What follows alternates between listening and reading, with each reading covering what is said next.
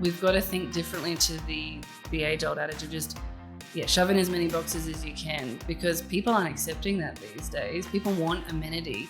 There's been enough samples shown, like if we say Brisbane in particular, where you live, you can live in a fairly basic unit, but you need to have your amenity up on the rooftop or somewhere. You need to have space to grow and stretch out and things like that. So there's definitely that avenue of, like I said, cost planning back in the day was easy. It was kind of set standard boxes. Now it's everything around that and what's on offer for that. And that's an interesting thing, but a challenge as well. How do you do that, again, when you're spending government money to prove that it's value for money? But you don't want to just send people into the most basic box you can.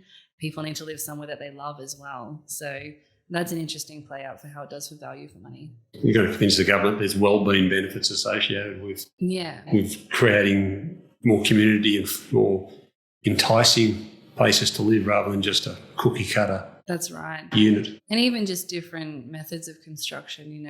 A big thing we've been talking about is prefabrication to help with that. If labour's our problem, let's look at prefab. But that only solves one problem. You still need labour in the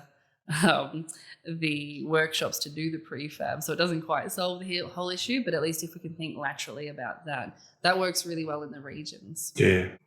When it's really hard to convince someone to go spend, 3 months out at Winton, for example. I would. I love the place. But you can't convince everyone.